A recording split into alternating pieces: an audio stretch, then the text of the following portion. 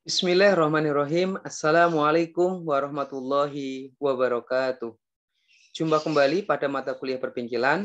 Pada pertemuan siang hari ini, saya akan menyampaikan tentang las busur listrik bagian 1.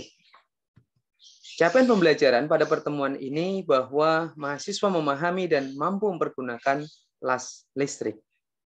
Nah, ini saya mulai dari pengertian. Jadi las atau welding dalam bahasa Inggris adalah suatu teknik atau proses penyambungan logam dengan pemanasan setempat pada tepi sambungannya, di mana tepi sambung kedua logam tersebut melebur dan akhirnya tersambung.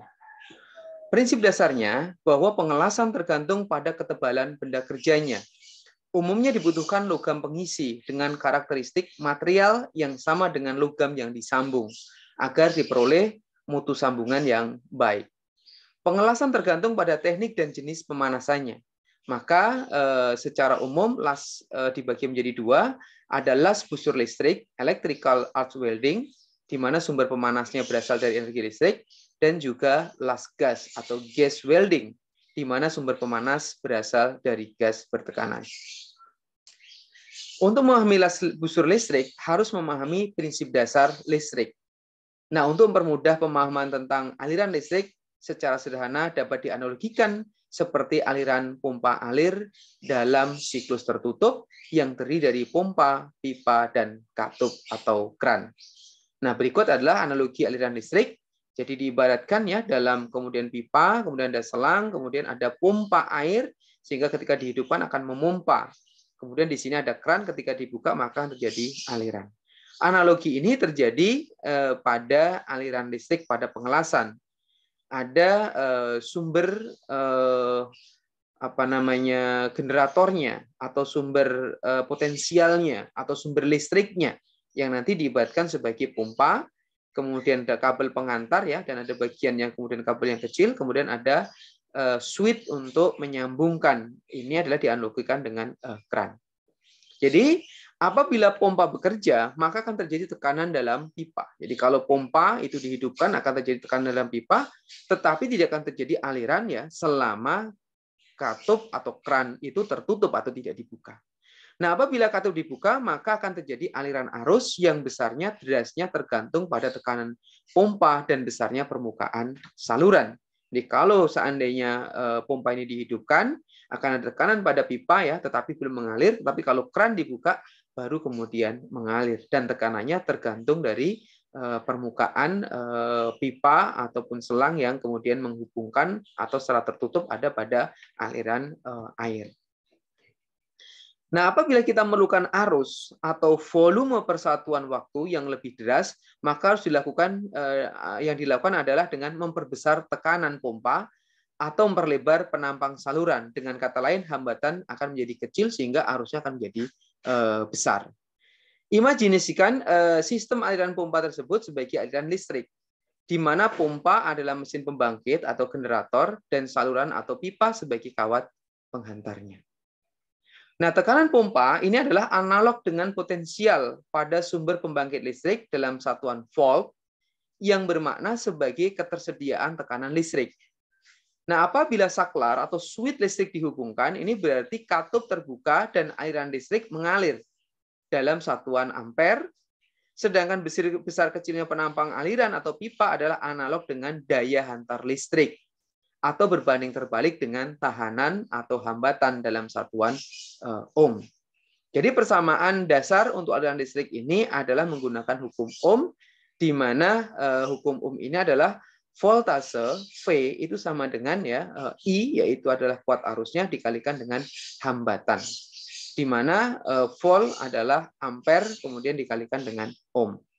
Nah, adanya hambatan, jadi adanya hambatan atau resistensi dalam suatu siklus aliran listrik akan terekspresikan dalam bentuk panas, sebagaimana panas akibat resistensi tinggi yang dimanfaatkan untuk elemen pemanas ya, setrika listrik dan lain-lain.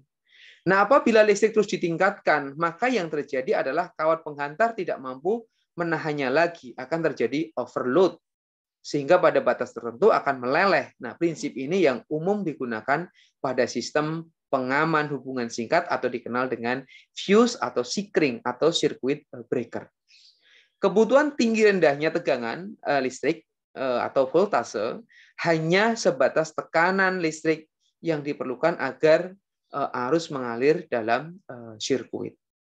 Nah, untuk menghasilkan tegangan yang relatif tinggi dan stabil, tetapi dengan kuat arus yang relatif rendah, dibutuhkan penghantar yang kecil ya, resistensi rendah. Sebaliknya, apabila dibutuhkan kuat arus yang tinggi, maka diperlukan penghantar yang relatif besar.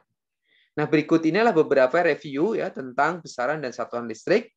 Tegangan atau beda potensial disimbolkan dengan V atau E dan satuannya adalah volt. Kuat arus adalah I, simbolnya mempunyai satuan ampere atau disimbolkan dengan A. Dan tahanan atau hambatan atau resistensi adalah disimbolkan R dengan satuan ohm ya dengan menggunakan huruf ohm. Di mana V sama dengan I kali R, artinya bahwa 1 volt itu akan terjadi apabila arus dengan kekuatan 1 ampere mengalami resistensi sebesar 1 ohm. Yang kedua, daya atau power ini memiliki satuan watts atau W, di mana energi atau W dengan satuan joule atau kilowatt hours atau kWh ya, dikenal dengan kWh, di mana P sama dengan V kali I, yaitu arus 1 ampere yang mengalir dengan tegangan 1 volt akan menghasilkan tenaga sebesar 1 watt, atau dibutuhkan daya 1 watt untuk dapat mengalirkan arus sekuat 1 ampere dengan tegangan 1 volt. Di mana P atau daya sama dengan V kalikan dengan I, volume dikalikan dengan I.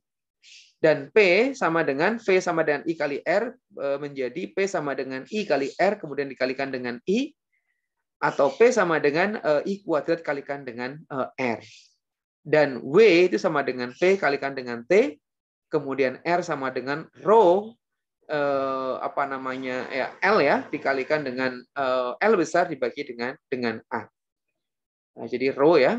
Besarnya nilai resistensi atau R suatu kawat penghantar adalah tergantung dari jenis bahannya, hambatan jenisnya ya, dan panjang dari penghantar serta luas penampangnya atau A. Kemudian arus arah atau dikenal juga DC. Listrik DC atau direct current adalah aliran listrik di mana arus mengalir secara konstan dan searah dalam suatu sirkuit tertutup. Sumber tegangan di mana arus berasal dinominasikan sebagai kutub positif atau plus, dan kutub di mana aliran menuju dinamakan kutub negatif. Nah, kemudian kita juga mengenal arus bolak-balik atau AC. Listrik AC, alternating current, adalah aliran listrik di mana arus mengalir bolak-balik secara periodik di sepanjang sirkuit. Masing-masing kutub dan masanya positif, dan ada masanya pula negatif secara periodik. Di mana jumlah bolak-balik dalam 1 detik disebut juga dengan frekuensi atau F kecil dalam satuan Hertz, Hz. Frekuensi listrik di Indonesia umumnya adalah 50 Hz, 50 sampai 60 Hz. Nah, berikut adalah ilustrasi untuk arus AC ya, ada kutub negatif, ada kutub positif. Sementara untuk DC ya, untuk AC adalah dia akan berubah setiap saat kutub-kutubnya. Nah, selanjutnya kita masuk ke dalam materi las busur. Apa itu las busur? Jadi untuk keperluan praktis sekaligus keamanan dalam sistem las listrik, tegangan yang diperlukan haruslah rendah, sehingga pada energi listrik yang sama arusnya menjadi tinggi. Apabila kita tempelkan elektroda las pada benda kerja dan kita angkat beri jarak sedikit, maka akan terjadi panas akibat arus yang tinggi, sehingga menimbulkan loncatan listrik yang diikuti oleh lelehan logam yang melebur dari inti elektroda. Nah, pada saat yang bersamaan, lapisan luar elektroda juga melebur dan bercampur dengan udara, sehingga menimbulkan gas yang mengalirkan listrik dengan hambatan tinggi. Setelah dingin, lelehan flak tersebut akan menjadi kerak atau arang yang melapisi lelehan logam. Kondisi yang demikian itu disebut sebagai busur listrik, electric arc, yaitu arus tinggi dan hambatan tinggi pada celah yang sempit yang dapat menghasilkan suhu yang ekstrim panas sehingga dapat melelehkan logam di sekitarnya. Nah, berikut gambar ilustrasi tentang las busur listrik ya, ada benda kerja, kemudian ada elektroda, di mana di dalam elektroda ada lapisan luar atau fluk ya, kemudian ada aliran busur ya, ketika kemudian ada panas, dan setelah kering nanti akan terbentuk lapisan kerak. Nah, berikutlah sistem alur las busur listrik ya, dari sumber las listrik bisa AC, bisa DC ya, kemudian dihubungkan dengan kabel elektroda yang menuju elektroda atau kemudian penjepit elektroda ya, kemudian elektrodanya, kemudian ini adalah bagian yang biru adalah kabel massa, kemudian dihubungkan ke benda ya. Nah, ketika elektroda didekatkan sedekat mungkin dengan benda ini, maka akan terjadi busur. Disitulah proses pengelasan dengan busur listrik.